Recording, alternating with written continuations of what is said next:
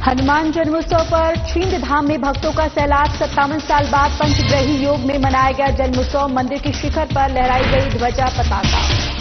प्राचीन नरसिंह मंदिर में मनाया गया हनुमान जन्मोत्सव। धूमधाम से मनाया गया हनुमान जन्मोत्सव। भव्य शोभा यात्रा के साथ भंडारे का भी किया गया आयोजन। बालाघाट नगर में अपराधियों ने नहीं दिख रहा पुलिस का खौफ। अपराधों में बढ़ोतरी पर भीम आर्मी ने जताई चिंता। महासमुंद में 2 शराबी महिलाओं ने की 69 लाख की ठगी। पुलिस ने रायपुर से किया गिरफ्तार। न्यायिक रिमांड पर भेजा जेल। और सिंगरौली में एनटीपीसी ने एफजीडी टिप्लर सुविधा का किया उद्घाटन। एफजीडी प्रणाली को और अधिक प्रभावी बनाना उद्देश्य।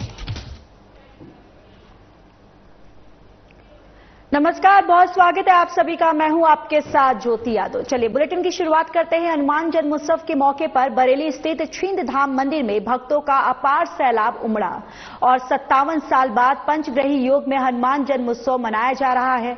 चैत्र महीना की पूर्णिमा के दिन इस धार्मिक अवसर को लेकर भक्तों में विशेष उत्साह देखने को मिला।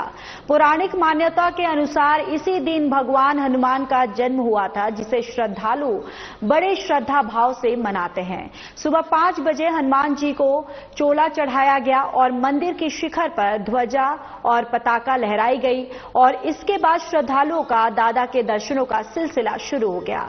मंदिर अध्यक्ष कृष्ण कुमार रघुवंशी ने विशेष इंतजाम किए थे और तीनों मुख्य द्वार खोले गए थे ताकि अधिक से अधिक भक्तों को भगवान हनुमान के दर्शन हो सके।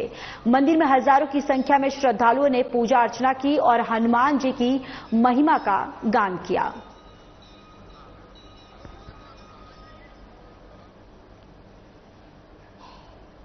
तो वहीं कुची तहसील की अति प्राचीन नरसिंह मंदिर में भगवान हनुमान का जन्मोत्सव बड़े धूमधाम और श्रद्धा के साथ मनाया गया। एक दिन ही पूर्व अखंड रामायण पाठ के साथ कार्यक्रम की शुरुआत हुई। मासिक पूर्णिमा उत्सव समिति द्वारा इस आयोजन को भव्य रूप से दिया गया और सुबह भगवान हनुमान का मनमोहक श्रृंगार और महाआरती और महाप्रसाद का वितरण किया गया। सुबह 8 बजे मंदिर प्रांगण से शोभा यात्रा निकाली गई, जो नगर के प्रमुख मार्गों से होती हुई पुनः मंदिर लौटी। शोभा यात्रा में उज्जैन से आई 30 सदस्य डमरू वादक टीम और भगवान शिव की झांकी आकर्षक का केंद्र रही। नगरवासियों ने पुष्प वर्षा कर यात्रा का स्वागत किया। आयोजन के अंत में विशाल भंडारे के साथ सुंदरकांड और पाठ और भजन संध्या का आयोजन किया गया, जो शाम तक चलता रहा।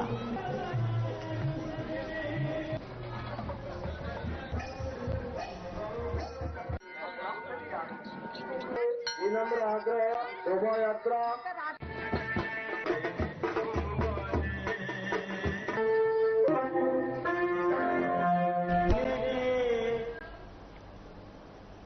चलिए खबरों में आगे बढ़ते हैं। बालाघाट नगर में लूट, चोरी, डकैती और हत्या के प्रयास जैसी घटनाओं में लगातार वृद्धि हो रही है, जिससे नागरिकों में भय का माहौल बन गया है।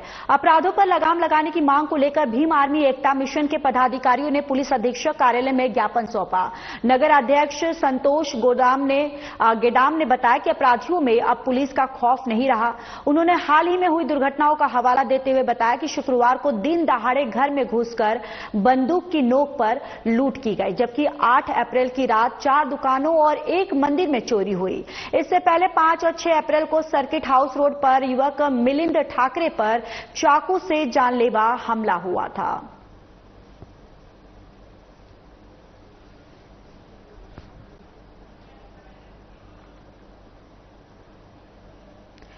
तो वहीं भारत के सबसे बड़े पावर स्टेशन एनटीपीसी विंध्याचल ने पर्यावरणीय सुधार की दिशा में एक बहुत बड़ा कदम उठाते हुए एक नई आधुनिक ट्रक ट्रिपलर सुविधा का सफलतापूर्वक उद्घाटन किया। इस सुविधा का उद्देश्य स्टेज और यूनिट्स के लिए स्थापित सामान्य फ्यूल गैस एफजीडी प्रणाली को और अधिक प्रभावी बनाना है।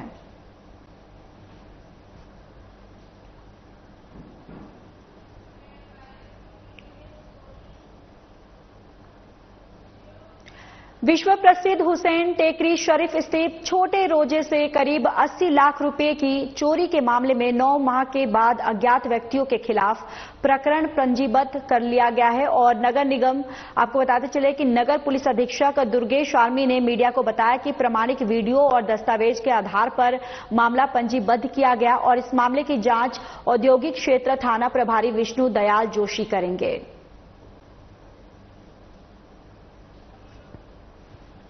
पूर्व कार्यपालन अधिकारी रहे हैं हुसैन टेकरी वक्फ समिति के वसीम मिर्जा भाई, इनके द्वारा और अन्य 6 लोगों के द्वारा एक आवेदन दिया गया था कि छोटे रोजे पर जरी मुबारक पे एक हीरानुमा जो है टुकड़ा लगा हुआ था, जो इनके दस्तावेजों में भी 98, 99 के संयोजक चार्ज लिस्ट थी, उसमें भी उल्लेखित है। उक्त आवेदन पर जांच पे से आज शासन तरफे उस पर 303(2) BNS में जो है कार्रवाई की गई है। अज्ञात व्यक्ति के विरुद्ध में अभी जांच कर रहे हैं कि किस समय ये हीरा लगा हुआ था और कब ये गायब हुआ है वहां से। जांच अधिकारी किनको नियुक्त किया सर? इसमें अभी थाना प्रभारी डीजीपी है। खबर महासमुंद से है, जहां पढ़ी लिखी और समाज सेविका का चोला पहनकर 151 महिलाओं के साथ 69 लाख रुपए की धोखाधड़ी करने वाली 2 शातिर महिलाओं को पुलिस ने गिरफ्तार किया। बताते चले कि मां दंतेश्वरी लघु उद्योग की महिलाओं ने सिटी कोतवाली महासमुंद में शिकायत दर्ज कराई थी और राखी ध्रुव उर्फ रानी मीरी और उसके अन्य साथी महिलाओं ने मिलकर सैकड़ों महिलाओं से ठगी की घटना को अंजाम दिया। मामले में पुलिस ने धोखाधड़ी की धारा 318(4) के तहत मामला दर्ज कर 2 ठग महिलाएं राखी ध्रुव उर्फ रानी मीरी और पूनम नायक नाम की 2 महिलाओं और रायपुर से गिरफ्तार कर न्यायिक रिमांड पर जेल दाखिल कर दिया है। तो देखिए, महासमुंद से ये खबर आप तक पहुंचा रहे हैं, जहां पर पुलिस को एक बहुत बड़ी कामयाबी हाथ लगी है। यहां पर ठगी करने वाली 2 महिलाओं को पुलिस ने गिरफ्तार किया है। आपको बताते चले कि इन्होंने कम से कम 69 महिलाओं से ये जो 2 महिलाएं हैं, इन्होंने ठगी की वारदात को अंजाम दिया था, जिसके बाद लगातार इनकी शिकायत करने के बाद पुलिस जो है वो धरपकड़ कर रही थी और जिसके बाद देखिए पुलिस को एक कामयाबी हासिल हो गई है। दोनों महिलाओं की गिरफ्तारी हो गई है और इनको न्यायिक जेल जो है वो भी भेज दिया गया है और मामले की आगे की जो भी कार्रवाई है पुलिस के द्वारा की जा रही है।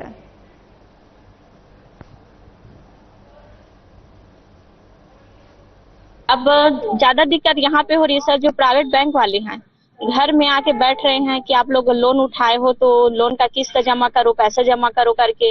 अब हम जितने भी महिलाएं हैं सब गरीबी महिलाएं हैं, है ना, गरीब से हैं और क्या है काम करेंगे पैसा मिलेगा 6,000 रुपया महीना मिलेगा करके हम लोग ज्वाइन किए थे। अब स्थिति ये है ना हमारे पास काम है और ना हमारे पास पैसा है। अब करें तो हम क्या करें और किस्त कहाँ से जमा करें?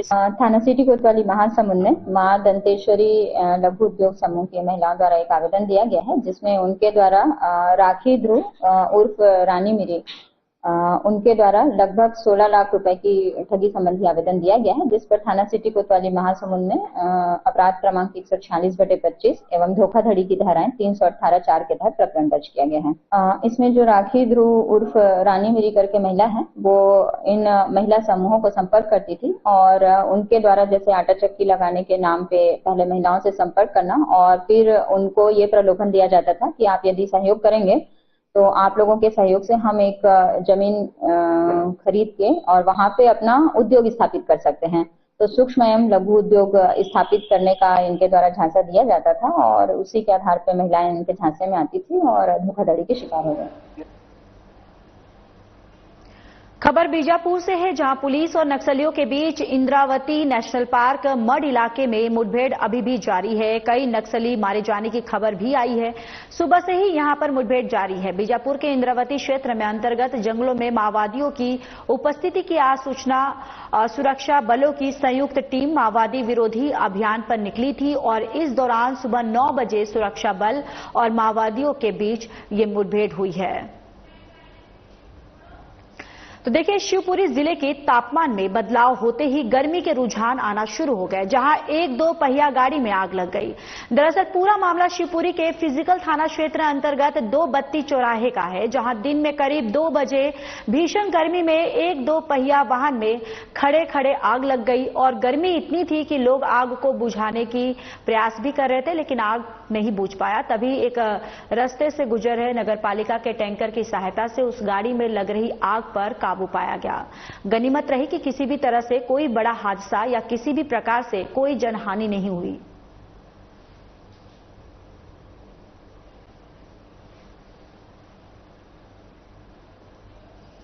भगवान महावीर स्वामी जी के जन्म कल्याणक के अवसर पर टांडा जैन समाज ने कार्यक्रम का आयोजन किया और इस दौरान समाज के अध्यक्ष पारस कुमार जैन ने अपने स्वागत भाषण में कहा कि लगभग 2550 वर्ष पूर्व जन जन के कल्याण की भावना रखते हुए जियो और जीने दो का नारा देने वाले भगवान महावीर स्वामी के सिद्धांत आज भी उतने ही प्रासंगिक है और इस दौरान हर घर से समाजजनों में महावीर स्वामी के सम्मुख अक्षत से अगवली कर बधा मना किया है।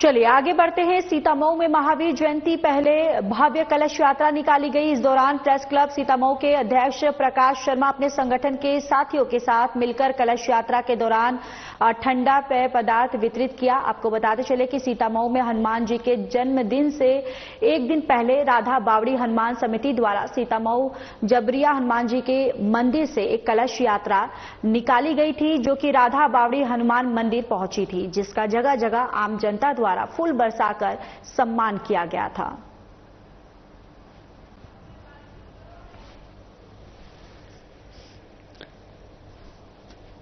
तो देखिए, मंदसौर से ये खबर आप तक पहुंचा रहे हैं, जहां पर हनुमान जयंती से एक दिन पहले सीतामऊ में ये भव्य रैली जो है शोभा यात्रा निकाली गई थी और इस शोभा यात्रा का जगह जगह पर जो लोग हैं उन्होंने पुष्प वर्षा करके इसका स्वागत किया और साथ ही साथ यहां पर पानी वितरण भी किया गया कि जो शोभा यात्रा में जो श्रद्धालु शामिल हैं उनको पानी दे सके। और साथ ही साथ आपको बताते चले कि यहां पर पुरुष, महिलाएं, बच्चे, बुजुर्ग सभी ने बढ़ चढ़कर इस शोभा यात्रा में भाग लिए।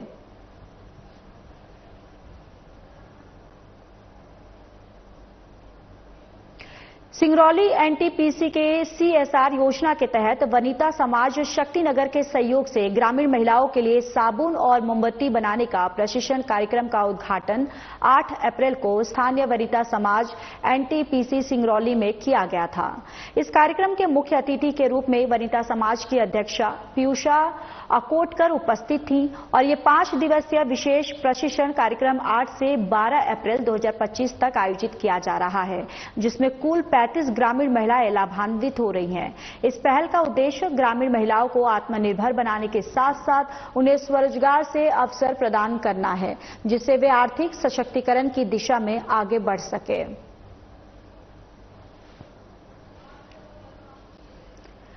तो देखिए, यहां पर ग्रामीण महिलाओं को प्रशिक्षित किया जा रहा है साबुन मोमबत्ती बनाने के लिए और कहीं ना कहीं ये एक अच्छी पहल है। इससे जो महिलाएं हैं वो इंडिपेंडेंट हो सकती हैं जब वो खुद का अपना काम करेंगी। और इसको लेकर देखिए 35 जो ग्रामीण महिलाएं हैं उनको प्रशिक्षित किया गया था और ये एक कार्यक्रम के तहत एक कार्यक्रम जो है वो ऑर्गेनाइज किया गया था और जिसके तहत इन 35 ग्रामीण महिलाओं को प्रशिक्षित किया गया किस तरीके से साबुन और मोमबत्ती जो है वो बना सके और महिलाएं जो है प्रशिक्षित हो सके। इसके लिए ये कार्यक्रम का आयोजन किया गया था।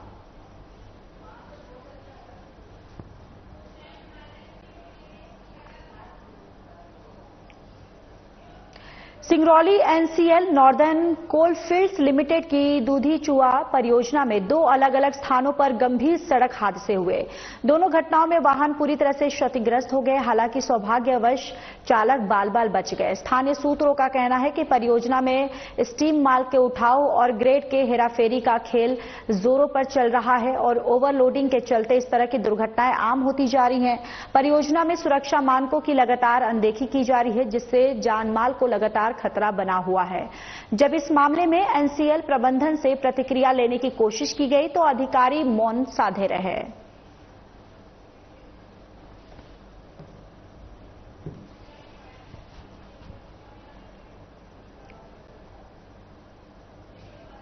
उज्जैन से 7 किलोमीटर दूर स्थित भगवान चिंतामन गणेश मंदिर में प्रतिवर्ष चैत्र मास में बुधवार को जत्रा का आयोजन किया जाता है और ये परंपरा अनादिकाल से चली आ रही है।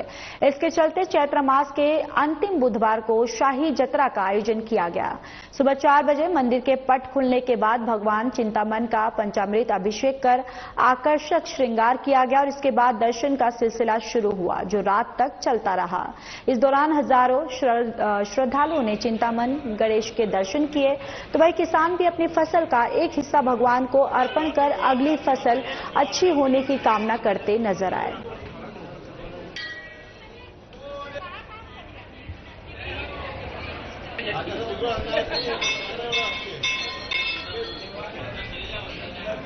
और ये तस्वीरें भी देखिए, यहाँ पर चिंतामन गणेश जी की उनके दर्शन करने के लिए किस तरीके से श्रद्धालुओं का तांता लगा हुआ है। हजारों श्रद्धालु जो है यहाँ पर चिंतामन गणेश जी के दर्शन करने पहुंचे और जो किसान यहाँ पर पहुंचे थे, उन्होंने अपने फसल का कुछ हिस्सा जो है यहाँ पर भगवान को अर्पण किया और इसके साथ ही उन्होंने कामना की कि आने वाले अगले साल में फसल जो है इससे भी ज्यादा अच्छा हो और इससे भी ज्यादा बढ़ोतरी हो। और तमाम जो श्रद्धालु यहाँ पर पहुंचे थे, सभी ने दर्शन पूजन किए।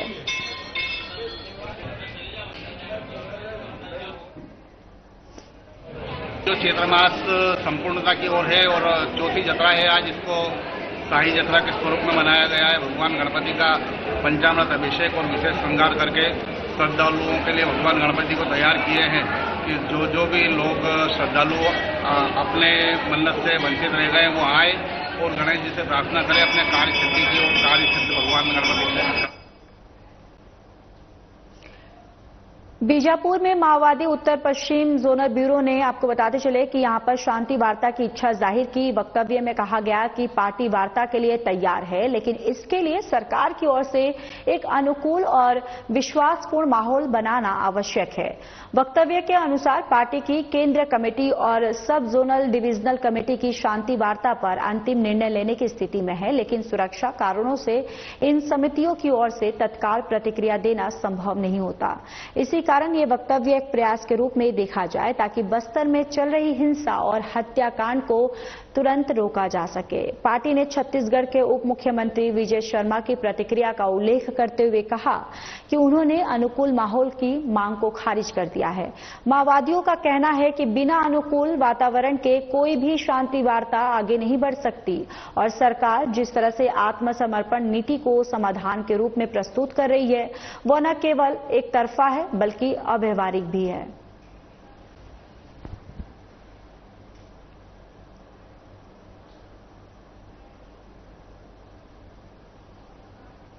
तो देखिए, बीजापुर से एक खबर आप तक पहुंचा रहे हैं, जहां पर जो माओवादी हैं और सरकार के बीच में जो वार्ता को लेकर यहां पर दोनों के बीच में एक नोकझोंक जो है वो देखने को मिल रही है। माओवादियों का कहना है कि जो वार्ता है वो सही तरीके से किया जाए, तभी हम इस वार्ता में शामिल होंगे।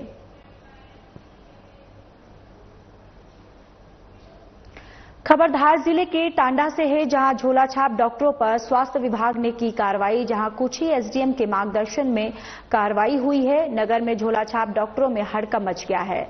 ब्लॉक मेडिकल ऑफिसर वर्मा ने बताया कि एसडीएम कुछी के मार्गदर्शन में स्वास्थ्य विभाग की टीम ने समिति गठित कर कार्रवाई की है, जिसमें 2 बंगाली डॉक्टर के यहां क्लिनिक सील कर दिया है और पंचनामा बनाया गया है और आगे की कार्रवाई के लिए जांच में लिया गया है।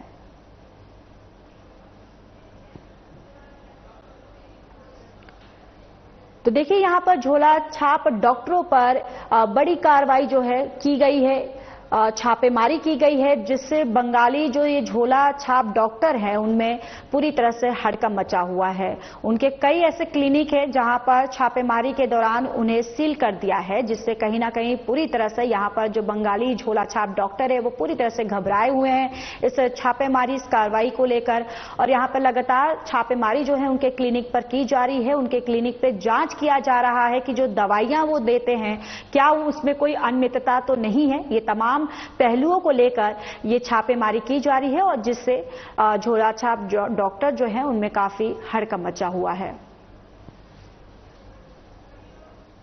तहसीलदार महोदय के साथ में हमारी पूरी स्वास्थ्य विभाग की टीम के द्वारा झोला छाप डॉक्टरों के ऊपर कार्रवाई की गई।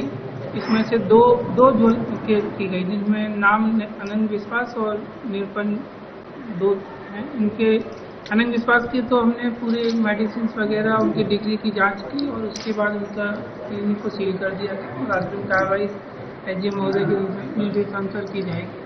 और इनकी खबर लगती शायद और बाकी लोग चले गए तो समय समय पर ये कार्रवाई हमारे से जारी रहेगी।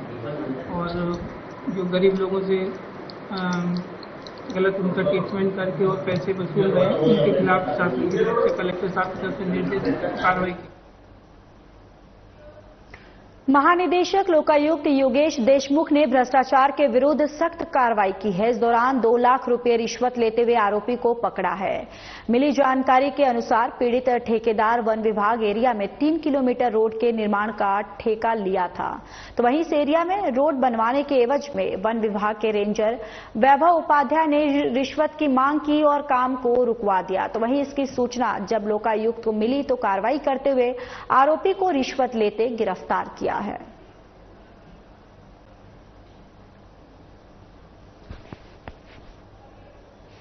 इन्होंने हमारे पुलिस अधीक्षक लोकायुक्त इंदौर श्री राजेश सहाय सर को एक आवेदन प्रस्तुत किया था, जिसमें उल्लेख किया था कि इनके द्वारा सड़क निर्माण का ठेका पीडब्ल्यूडी विभाग से लिया गया है, जो कि बाग रोड से और बाग गुफाओं तक की सड़क 3-3.5 किलोमीटर की बनना थी, जिसमें से करीब 2 किलोमीटर 2200 मीटर के आसपास का एरिया वन विभाग के क्षेत्र में आता है। उसकी इनके द्वारा एसडीएम कार्यालय आदि से कुछ हिस्से की परमिशन भी आ गई थी, लेकिन इन्होंने काम रुकवा दिया और इनको परेशान कर रहे थे और 96,000 रुपए इन्होंने अभी कुछ समय पहले इनसे ले लिए थे रिश्वत के रूप में और 2 लाख की मांग ये है और कर रहे थे।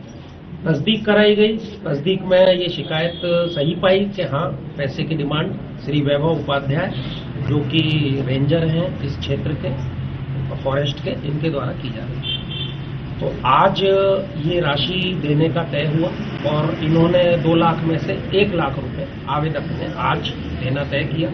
इनको बुलाया गया तो इन्होंने कहा मैं थोड़ी देर में ऑफिस पहुंचता हूं। जैसे ही ऑफिस आए आवेदक को हमने भेजा, आसपास हमारी लोकायुक्त की टीम तैनात थी। जैसे ही 1 लाख रुपए इन्होंने ग्रहण कर अपनी टेबल पर अपने बैग के नीचे रखवाए, ऐसे ही आसपास तैनात लोकायुक्त टीम ने इनको रंगे हाथ पकड़ लिया। चलिए खबरों में आगे बढ़ते हैं। रायसेन जिला कलेक्टर अरुण कुमार विश्वकर्मा और सहायक आबकारी आयुक्त दीपक अवस्थी के निर्देशानुसार क्षेत्र में अवैध शराब विक्रय, परिवहन, संग्रह और विनिर्माण के विरुद्ध अभियान चलाया जा रहा है और इसके तहत प्राप्त सूचनाओं और शिकायतों के आधार पर ग्राम कासिया पाटनी में कई मकानों की तलाशी में 3 घरों से 3 कैनों में भरी 35 लीटर अवैध हाथ भट्टी शराब जब्त की गई। पाटनी में ही स्थित झोरे में दबिश देकर 30 लीटर हाथ भट्टी शराब जब्त की गई और 2 लोहे और 8 प्लास्टिक के ड्रमों में रखा हुआ करीबन 1500 किलोग्राम अवैध शराब बरामद किया है।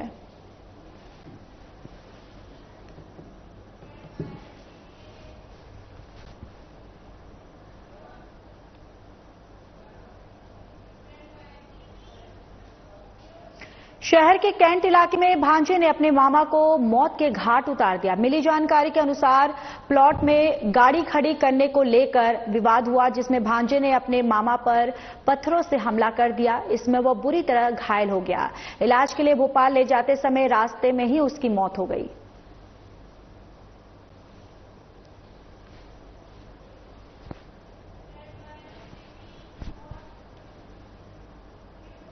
भरतपुर जिले की विकासखंड महेंद्रगढ़ के प्रसिद्ध पर्यटन स्थल अमृतधारा जलप्रपात में लगातार हो रही दुर्घटनाओं को ध्यान में रखते हुए प्रशासन ने एक बड़ा और सख्त फैसला लिया है। अनुविभागीय दंडाधिकारी लिंगराज सिद्धार ने इसके लिए आदेश जारी किया। जलप्रपात के निचले हिस्से और खाई से लगे ऊपरी हिस्से को अप्रतिबंधित क्षेत्र घोषित कर दिया गया है। जारी आदेश के अनुसार अमृतधारा जलप्रपात में किसी भी प्रकार का आवागमन, सेल्फी लेना और नहाना वर्जित रहेगा। फैसला लोक सुरक्षा को ध्यान में रखकर किया गया है, क्योंकि झरने के नीचे उतरने और नहाने के दौरान कई पर्यटकों की डूबने से मौत हो चुकी है।